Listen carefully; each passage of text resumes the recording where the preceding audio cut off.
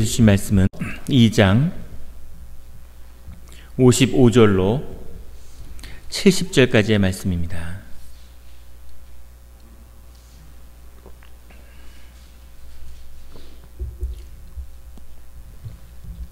에스라서 2장 55절로 70절까지의 말씀을 다 같이 한 목소리로 봉독하시겠습니다.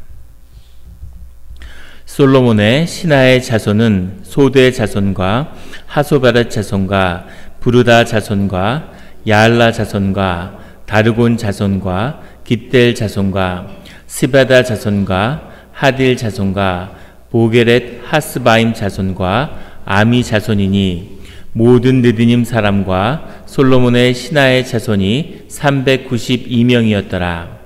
델멜라와 델하르사와 그룹과 앗단과 인멜에서 올라온 자가 있으나 그들의 조상과 가문과 선조가 이스라엘에 속하였는지 밝힐 수 없었더라. 그들은 들라야 자손과 도비야 자손과 느고다 자손과 모두 652명이요 제사장 중에는 하바야 자손과 학고수 자손과 바르실레 자손이니 바르실레는 길르앗 사람 바르실레의 딸 중에 한 사람을 아내로 삼고 바르실레의 이름을 따른 자라. 이 사람들은 계보 중에서 자기 이름을 찾아도 얻지 못하므로 그들을 부정하게 여겨 제사장의 직분을 행하지 못하게 하고 방백이 그들에게 명령하여 우림과 둠밈을 가진 제사장이 일어나기 전에는 지성물을 먹지 말라 하였느니라. 온 회중의 합계가 42,360명이요 그 외에 남종과 여종이 7,337명이요 노래하는 남녀가 200명이요 말이 736이요 노새가 245요 낙타가 435요 나귀가 6,720이었더라.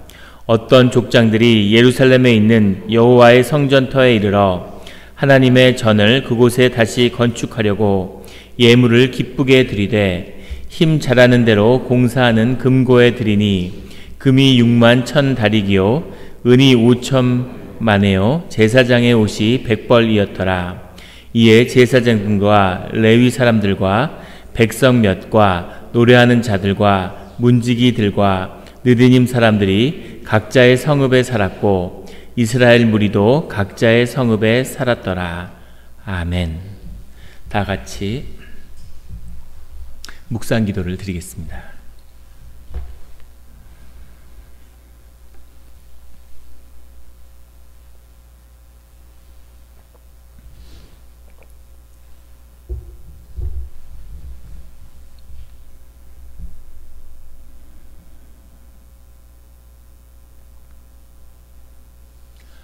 하나님 아버지 감사합니다.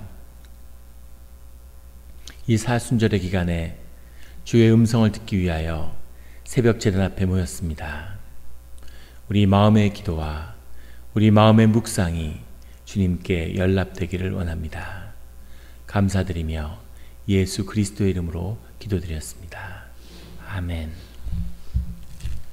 오늘 에스라서 2장 55절의 말씀은 이렇게 시작하고 있습니다.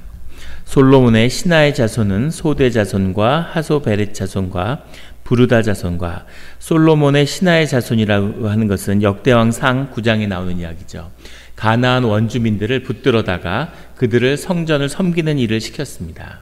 어떻게 성전을 섬기는 일이 가장 예루살렘의 중심에 있는 일인데 그것을 가나안에서 붙잡아온 사람들, 포로들을 시켰을까? 그런데 그런 일들이 근동에서는 아주 흔하게 있었다고 하는 것이 여러 기록에 남겨져 있죠.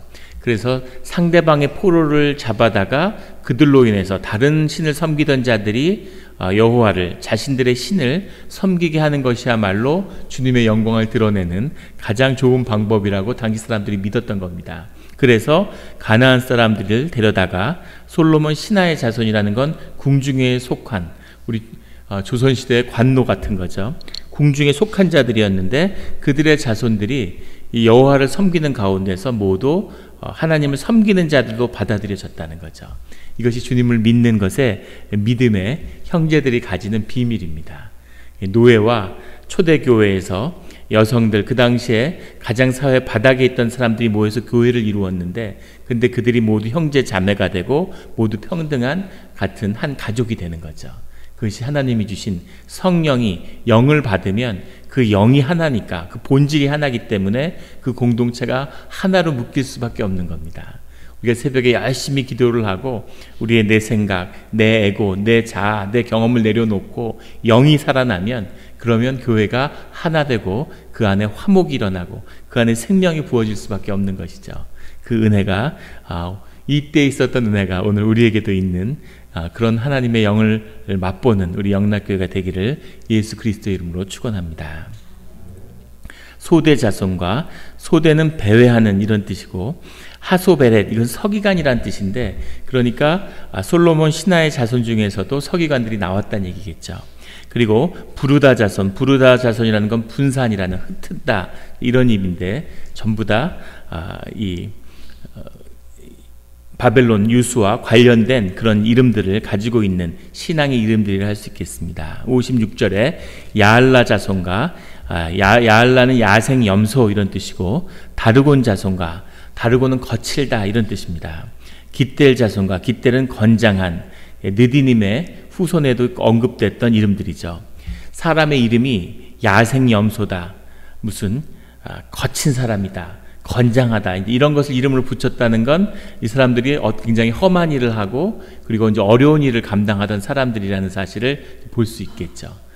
우리가 한국 사람인데 무슨 인사를 하는데 내가 무슨 강북의 시라손이야, 무슨 화성의 쌍칼이야, 뭐 이렇게 인사를 하면 대충 듣기만 해도 이 사람 어떤 사람이구나 하는 느낌이 있죠. 대학에서 학생들을 가리키는 선생님인데 이름이 쌍칼이라고 짓지는 않겠죠. 그런 것처럼 이 이름을 보면 이 사람들이 굉장히 힘든 일을 감당하던 그런 노예들이 출신들이라는 것을 볼 수 있습니다. 57절에 스바다 자손과 하딜 자손과 보게렛 하스바임 자손과 아미 자손이니, 스바다라고 하는 것은 여호와께서 심판하셨다 이런 뜻이고, 하필이라고 하는 말은 이제 흔들리다, 하딜은 흔들리다 이런 뜻입니다. 근데 여기서 재밌는 것은 보게렛 하스바임인데, 하스바임을 보게렛 했다는 거예요. 보게렛이 묶는다는 뜻의 여성형 명사입니다. 여자 이름이에요. 그러니까 요즘으로 하면. 근데 전형적인 여자 이름인데, 이 보게렛 하스바임이 특별히 영양, 가젤이라고 요즘 불리는 그 뿌리 난 그 작은 영양을 덧을라서 잡는, 그 동네 주변에 사는 영양들을 덫을 잡아서 작은 영양이니까 그걸 붙드는 그런 일을 하는 상당히 전문직이었다고 합니다. 그 당시에는 이런 일을 하는 여성들이, 이건 뭐 무슨 큰 힘이 필요한 게 아니니까 요 일을 전문적으로 할 수 있는 사냥이기 때문에 그런 여성들이 있었는데 그들을 보게렛 하스바임이라고 불렀다는 거죠. 근데 그 그룹도 함께 예루살렘으로 돌아갔다, 이제 그런 뜻이죠. 아미는 건축가, 건축가라는 이름을 가진 사람들이니까 건축하는 일을 했겠죠. 58절에 모두 느디님 사람과 솔로몬 신하의 자손이 392명이었더라. 느디님은 주어진 사람, 그래서 종의 종이 됐던 사람들. 그리고 솔로몬 신하의 자손은 솔로몬이 이제 전쟁을 하고 나라를 넓힐 때 그때 가나안 사람 중에서 유입된 사람들. 그런 사람들이 유다와 예루살렘의 일부가 되어서 그래서 같이 끌려갔다가 돌아오는 일이 있었다는 겁니다. 그래서 어떻게 이런 일이 있을 수 있을까? 근데 이런 일들이 있는 거죠. 저희 어머니의 할머니죠. 저희 이제 외할아버지의 할머니가 아주 그 외갓집을 일으켜 세운 그런 여걸이었는데, 일제시대 때 재치로 부인을 잃은 이제 호라비한테 시집을 온 거죠. 그래서 아들 둘을 낳았는데, 근데 그 당시 한국의 인습이 그렇잖아요. 그 아들을 다시 재혼을 해서 낳았는데 동네 사람들이 첩자식이라고 놀리는 이야기를 우연히 들으셨다는 거예요. 그래서 여기선 애들 못 키우겠다 이러고 남편을 버려두고 자기 아이들 둘을 데리고 아이들을 신문명을 가리켜야지 하고 만주로 이민을 간 거죠. 그래서 만주에서 여관을 하면서 아이들을 거기서 공부시키고 일본에 유학도 보내고 했는데, 거기서 재산을 일구어서 시골에 계속, 그 당시 사람들은 땅밖에 생각이 없으니까 계속 땅을 사서 마치 토지에 나온 얘기처럼 다시 그 아이들을 앞세우고 이제 고향으로 돌아온 거죠. 그런데 그 고향으로 돌아올 때 만주에서 일하던 사람들, 그 당시에 지금 같은 거 아니죠. 이렇게 누구랑 같이 사업을 일군다는 건 정말 공동 운명체고 그걸로 먹고 사는 거죠. 근데 가족같이 지내다가 이제 한국으로 돌아가야 되니까 뭐 거기 산다고 특별히 살 길이 있는 것도 아니고, 그러니까 같이 한국으로 오는 거죠. 그런 걸 생각해 보시면 되는 겁니다. 바벨론에서 유다 사람들의 노예가 돼서 살았는데 그 집에 일하는 사람으로 살았는데, 근데 이들이 예루살렘으로 간다 그러니까 이 사람들을 따라서 같이 예루살렘으로 돌아오는 사람들이 있었다는 거죠. 그들이 느디님 사람들이고 그들 가운데 솔로몬 신하의 자손들이 있었다는 얘기입니다. 59절에 그것이 이제 믿음의 이야기고 가족 같고 잘해줬겠죠. 그리고 다른 주인들하고는 다르다, 이제 이런 것들이 깊이 있기 때문에 이런 역사가 일어난 거죠. 59절에 델멜라와 델하르사는 다 페르시아만에 있는 도시들이죠. 아라비아 반도 끝에 있는 텔만은 지금도 있는 도시라고 그래요. 소금의 언덕이라는 뜻을 갖고 있다고 합니다. 그룹은 천사란 이름인데 다 여기 도시 이름인 거죠. 지명입니다. 지금은 치디파임이라고 하는 도시가 지금도 있다고 그러죠. 인멜은 어린 양인데 여기 출신들이 그들의 조상의 가문과 선조가 이스라엘에 속하였는지를 밝힐 수 없었더라.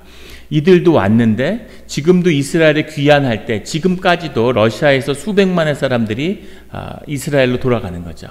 근데 그들이 돌아왔을 때 2000년을 떨어져 살았는데 얼굴도 완전히 달라졌고 말도 완전히 다르고 다른 사람이 됐는데 자신을 유대인이라고 증명할 수 있으면 그러면 유대인으로 받아들이는 거죠.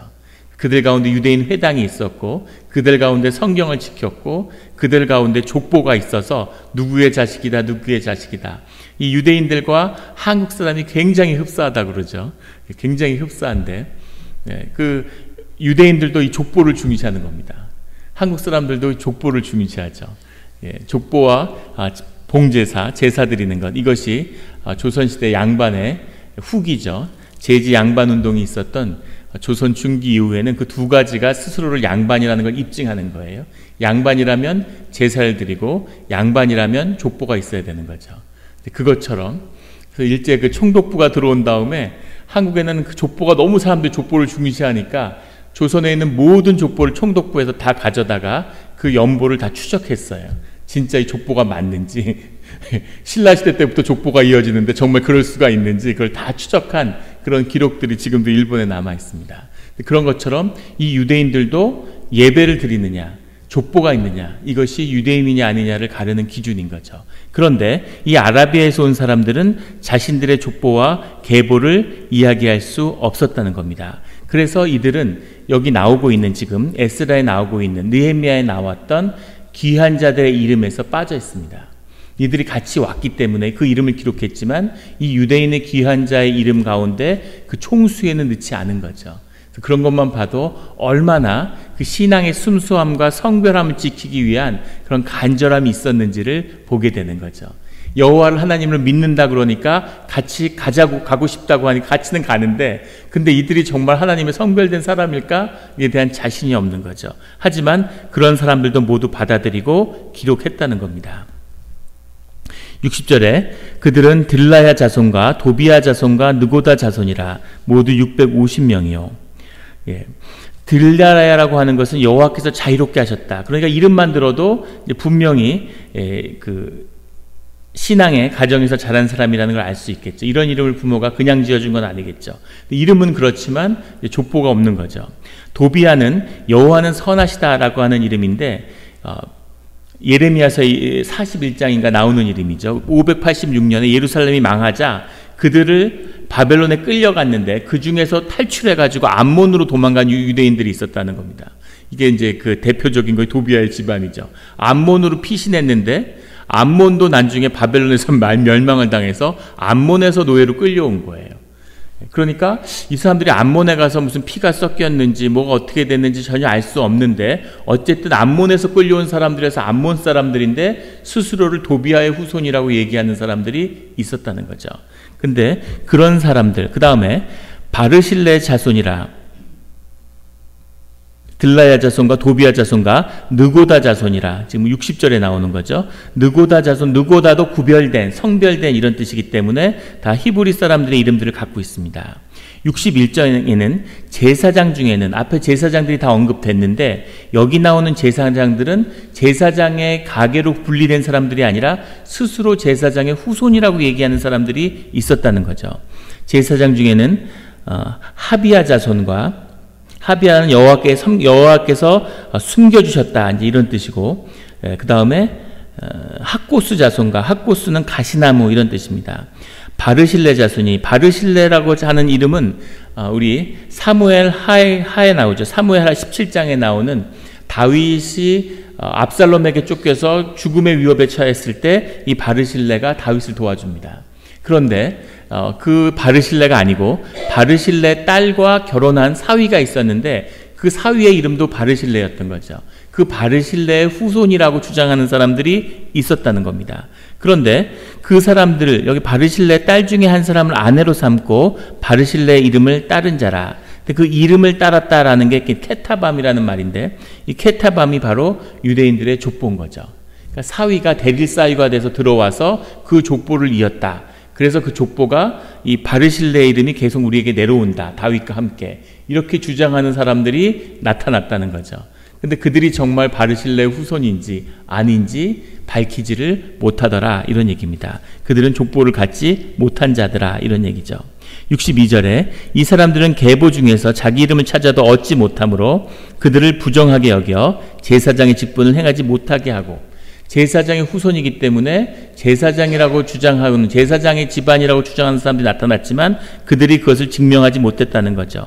그래서 63절에 방백이 그들에게 명령하여, 방백이라는 건 티르사타라고 하는 말인데 총독, 고위 관직을 의미하는 거예요. 스룹바벨을 지칭하는 거겠죠. 느헤미야서에 봐도 느헤미야를 스스로 방백이라고 계속 지칭하죠. 그 방백이 그들에게 명령하여 우민과 둠밈을 가진 제사장이 일어나기 전에는 지성물을 먹지 말라. 우민과 둠밈은 제사장이 에봇을 입고 그 안에 가지고 있는 성물이죠. 이걸 통해서 하나님의 뜻을 분별하는데 이들을 제사장이 아니라고 무시하기도 뭐하고, 그렇다고 족보도 없는 사람들을 이 말만 믿고 제사장으로 받아들인다는 것도 그렇고, 그러니까 이들은 일단 유예를 시킨 거죠. 유예를 시켜서 나중에 우민과 둠밈을 찾으면, 그리고 에봇을 입은 제사장이 하나님 앞에 바로 서서 그래서 주님의 뜻을 분별하는 때가 오면 그때 주님이 이들이 제사장의 자손으로 분류되고 받아들일 수 있는지 아닌지를 결정하게 될 거다라는 뜻입니다. 근데 여기서 우민과 둠밈이 사라졌다는 거예요. 스룹바벨도 끝까지 찾았고 느헤미야 때에도 이 우민과 둠밈과 에봇을 찾기 위해 노력했는데, 그런데 결국은 찾지 못하고 이 성전에서 사라졌다는 거죠. 왜 이것을 주님이 돌려주지 않았을까? 성전에는 접시 한 장도 깨지지 않고 그대로 돌아왔는데 제사장의 가장 중요한 우민과 둠밈이 왜 사라졌을까? 하나님을 제대로 섬기지 못했기 때문에 주님이 그것을 걷어간 것일 수도 있고, 그리고 그 고난의 시기에 이제는 제사장 한 명의 우민과 둠밈에 의지하지 않는, 주님께 기도하고 주님께 기도하는 자리에서 그 뜻을 분별하는 주의 백성으로 공동체로 다시 쓰라는 주님의 뜻이 그 안에 있을 수도 있겠죠. 어쨌든 하나님은 우민과 둠밈을 회복시켜주지 않으셨기 때문에 이들은 결국 제사장의 그룹으로 쓰지 못하는 겁니다. 그래서 성별이 가진 뜻이 그만큼 소중하다는 거죠. 주님의 전에서 기도하는 자들, 주님이 교회로 부른 자들, 주님이 교회의 자녀로 세운 자들, 그 의미가 그만큼 소중한 겁니다. 그 뜻을 소중히 여기고 늘 붙드는 우리 성도님들이 되시기를 예수 그리스도 이름으로 축원합니다. 64절에 온 회중의 합계가 42,360이요.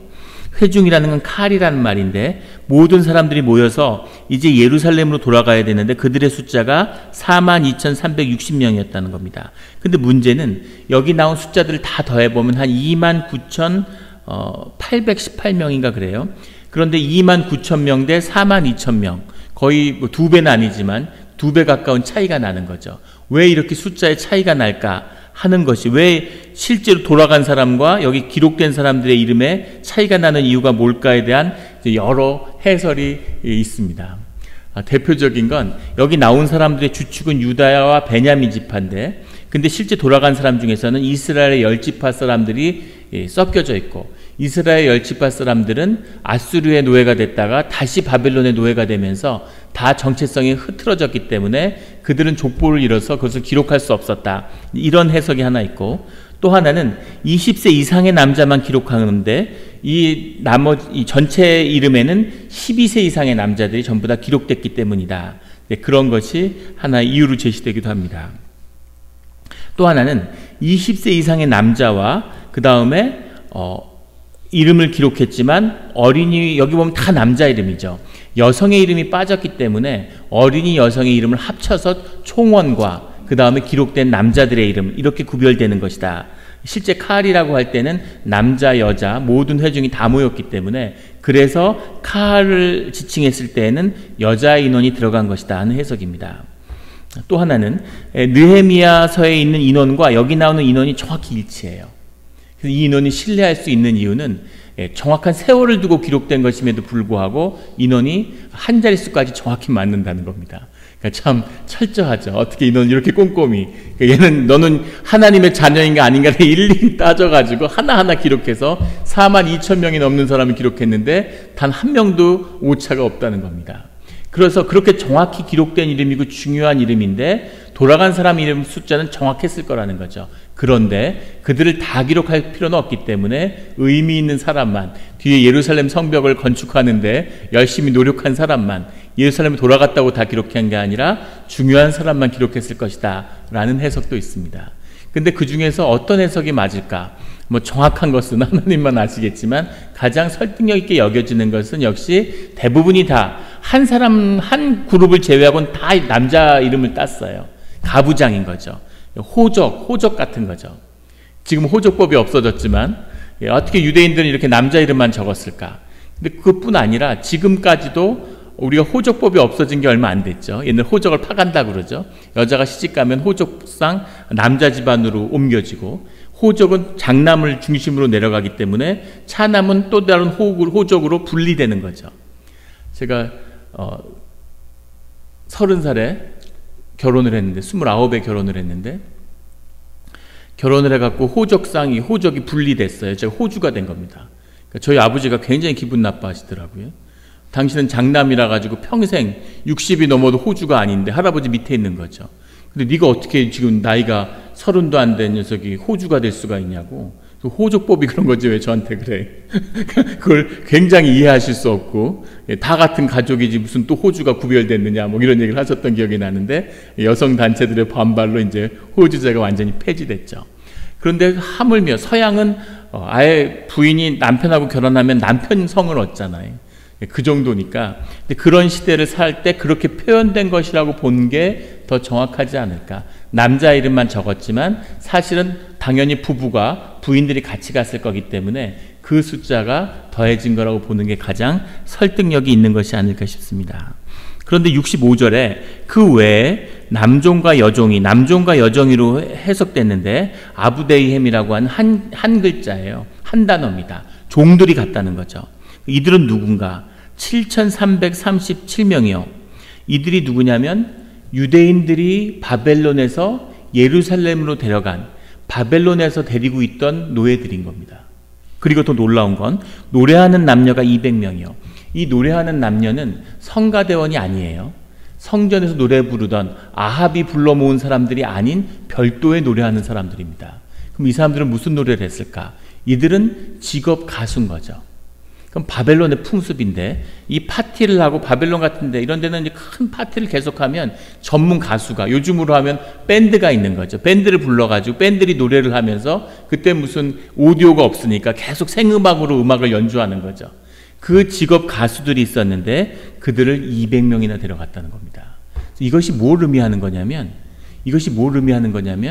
유대인들이 바벨론에 가서 큰 부를 일궜다는 거죠. 큰 부를 일궈서 노예로 다 끌려갔는데, 끌려갈 때는 맨발로 다 손이 묶여서 앞사람 뒷사람을 꽈배기처럼 프랑크 소세지 같이 다 엮어가지고, 비유가 좀 그렇지만 그렇게 해서 끌려갔는데 거기 가서는 3세대가 지나면서 다 부를 이뤘다는 거예요. 어떻게 그럴 수가 있었을까? 오늘 우리 이민자들을 보면 알 수 있죠. 빈손으로 그런 이야기를 많이 하시잖아요. 한국에서 이민 올 때 100불 갖고 왔는데 200불 갖고 왔는데, 근데 지금은 가게도 있고 집도 사고 번듯하게 잘 사는, 그 일을 당대에 이뤄내는 것처럼 이미 유대인들이 여기 와서 2대, 3대를 지나면서 큰 부를 이루었음을 보여주는 거죠. 그래서 그 부를 다 가지고 가는 겁니다. 42,000명이 가는데 그 노예들로 살았던 사람들이 자기 집안에 속한 노예들을 7,300명이나 데려갔다는 거예요. 그 상당한, 굉장한 부를 사실은 이룬 거죠. 그 부가 밑에 나오는 말이 736이요, 노새가 240이요, 낙타가 430이요. 그런데 그 42,000명들이 유흥과 파티를 위해서 같이 데리고 있던 직업가수 200명을 데려갔다는 건 사실은 엄청난 겁니다. 42,000명이 사는 도시에 42,000명이 사는데 그 안에 200명의 직업가수가 있다는 게 상상이 되세요? 오늘날 몬트레이시, 몬트레이, 여기 살리나스를 제외한 몬트레이 사람들을 모은 게 채 5만 명이 안 되는 걸로 아는데, 여기에 직업가수가 200명이 산다는 걸 지역경제가 감당하겠습니까? 지역에서 파티하는 데서만 노래 부르는 가수가. 그러니까 얼마나 유대인들이 큰 부를 일구었는지 바벨론에서를 보여주는 거죠. 근데 이것이 주는 어려움은 뭐냐면, 학개서에 보면 불과 20여 년밖에 안 지났는데 예루살렘에서 굉장한 어려움들을 유대인들이 겪는다는 거죠. 유대인들은 왜 갑자기 어려워졌을까? 이렇게 많은 불을 일궈서 가져갔는데, 그것을 느헤미야서나 이런 데 보면 천재지변으로 이야기하고 있습니다. 이미 에스겔서에서 예언됐던 거죠. 그래서 많은 불을 일궈 갔는데 역설적이게도 예루살렘에 가서 다 털린 거예요. 거기 있는 도적대들이, 주변에 있는 족속들이 와서 뺏어가고, 총독이 와서 뺏어가고, 계속 가뭄이 20년 이상 가뭄이 들어가지고 모든 걸 다 잃어버리고, 그래서 믿음을 가지고 주님한테 회복되어서 주님만을 섬기는 성전을 찾아서 돌아가겠습니다는 믿음으로 돌아왔는데, 왜 하나님은 이 믿음으로 돌아오고 노예로 70년을 그 혹사당한, 그리고 주님을 믿어서 돌아온 이 성별된 사람들을 더 힘들게 했을까? 그것이 신앙에 던지는 숙제인 거죠. 이제는 끝났겠지. 이제는 주님이 복된 길을 열어주시겠지. 주님이 이 연단의 길을 다 지나왔는데 이제는 축복된 초장의 길만 걷게 하시겠지. 근데 주님이 거기서 한 번 더 큰 어려움을 주셨다는 겁니다. 왜 그러셨을까요? 왜 그러셨을까요? 돌아온 유대인들이 예루살렘 성전을 바라보고 왔다고 하면서 사실은 챙겨온 돈에 의지하는 거죠. 주님이 나를 복 주시고 도와주시면 좋지. 기대하는 마음도 있고 주님도 알지. 하지만 주님이 안 도와주시면 내가 챙겨온 내 돈으로 내 가족들 잘 챙겨서 살아야지. 그런 마음이 우리 가운데 있는 거죠. 주님이 그것을 다루고 마지막으로 그것을 깨는 겁니다. 주님이 온전한 주님의 축복을 이루어가는 방법이죠. 이것을 지나야 공동체가 되고, 이것을 깨야지 정말 하나님을 섬기는 백성이 될 수 있는 거죠. 출애굽을 나왔을 때 모세가 하나님의 말씀을 받으러 올라가니까, 그러니까 거기에 대한 반응이 뭐였냐면, 기다리는 사람들이 기도하고 성결된 마음으로 주님의 말씀을 기다렸나요? 그게 아니라 황금 송아지를 만들고 축제를 벌이고 있었죠. 주님이 그것을 벌하려고 했는데 모세의 기도로 돌이키셨죠. 그리고 모세에게 이야기는 이야기가 출애굽한 사람들에게서 모두 귀금속을 던지라고 이야기합니다. 왜 귀금속을 던지라고 그러셨을까요? 그게 인간의 모습인 거죠. 모든 걸 다 버리고 온 거죠. 졸업증명서도 없고, 무슨 토지증명서도 없고, 모든 걸 다 던지고 빈몸으로 광야에 나왔는데, 광야에 나와서 뭘 갖고 자랑하냐면 내가 찬 시계, 내가 찬 반지, 이게 무슨 샤넬이야, 이게 무슨 뭐죠? 무슨 고급 무슨 시계야, 이런 걸 가지고서 우쭐대고 사람들이 서로 가르고 분리하고 차별하는 거예요. 주님이 그걸 던지라고 얘기하는 거죠. 그걸 던져야 나랑 함께 갈 수 있다, 이렇게 얘기하는 겁니다. 주님이 물론 복을 주시고 이들을 보호하셨기 때문에 여기 바벨론에 가서 노예 생활을 하면서도 일가를 이루고 노예를 두고 사는 그런 가를 이룬 거죠. 그것은 하나님의 축복입니다. 그런데 항상 잊지 말아야 할 것은 돈보다 하나님이 먼저라는 것. 그 순서가 흔들리면 하나님이 주님인 자녀가 갖고 있는 것을 언제든지 쉽게 털어가실 수 있다는 겁니다. 명심하십시오. 늘 삶에서 항상 하나님이 최우선이 되어야 된다는 거죠. 그것을 주님이 보여주고 있다는 겁니다. 이런 주님, 그 주님이 불러오는 68절에 어떤 족장들이 예루살렘에 있는 여호와 성터에 이르러, 이 성전터는 이삭을 번제드렸던 그런 모리아 땅의 그 자리고, 그리고 오르난의 타작마당에서 다윗이 주님께 기도했던 그 자리죠. 그 성전터에 이르러 아무것도 없이 다 부숴주고, 느부사라단이 580년에 다 부시고 불태웠죠. 그 터에 이르러서 하나님의 전을 그곳에 다시 건축하려고 예물을 기쁘게 드리되, 이 돌아온 사람들이 예물을 가져왔는데 그 주변에 있는 족장들이 그 성전이 회복된다는 말 듣고 기쁨으로 나와서 자신이 가진 것을 기쁘게 내어 주었다는 거예요. 여호와의 성별된 사람이 아닌데, 하나님의 사람들이 아닌데도 불구하고 그 하나님께 기쁨으로 드리는 예물을 가지고 나오는 사람들이 있었다는 거죠. 이 말씀이 여기 왜 들어갔을까요? 하나님의 말씀을 받고 하나님의 성전을 회복하기 위해서 돌아온 자들이 아닌데도 하나님의 뜻이 마음에 감동이 되어서, 그래서 그것을 내놓는 자들의 기쁨이 있더라는 거죠. 그런 한 장로님의 간증을 들은 적이 있습니다. 장로님이 주님의 뜻을 받아서 선교 사역을 하려고 그러는데, 기도하시는데 선교 단체에서 100 밀리언을 펀드레이징 하게 해달라고 기도했는데, 마음속에 100 밀리언을 어떻게 펀드레이징 하나, 이런 막 마음에 그런 게 힘들더래요. 그런데 처음 만나서 펀드레이징을 한 사람이 사업가인데, 그분이 흔쾌히 몇 밀리언을 내놓으시더라는 겁니다. 5 밀리언인가를 그냥 이렇게 내놓으시더라는 거예요. 100인데 한 사람 만났는데 5 밀리언이 채워진 거예요. 그래서 갑자기 마음에 1 빌리언을 할 걸, 왜 100 밀리언을 했을까, 이런 마음이 들더래요. 입을 크게 벌렸어야 되는데 너무 작게 벌렸구나. 하나님이 하시는 일인 거죠. 하나님이 그런 축복을 몰아주실 수 있는 분이죠. 그런 족장들도 인색함이 없이 주님 앞에 나왔습니다. 인색함이 있는 곳에는 은혜가 없죠. 은혜의 자리를 아는 자들은 그 앞에 기쁘게 주님 앞에 예물을 드리는 거죠. 그런데 앞에 왔던 노래하는 남녀와 노새와 낙타와 그 모든 것을 챙겨간 유대인들이 그것을 자기가 지키겠다고 내놓지 않는 거죠. 그걸 내놔야 하나님이 더 큰 축복을, 예루살렘의 성전이 세워진 뒤에 하나님이 예루살렘을 정말 살만한 도시로 만들었을 텐데 그 돈을 의지하는 겁니다. 주님이 또 기다리시는 거죠. 그러면 그 돈 다 쓰고 한번 얘기해 보자, 이렇게 얘기하시는 거죠. 조용히 물러나시는 겁니다. 그분이 하나님이시죠.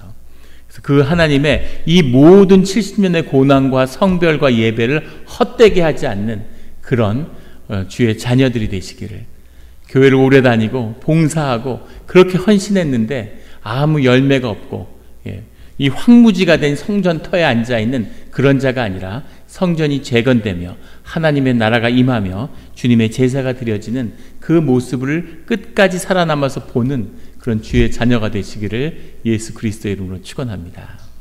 같이 기도드리겠습니다.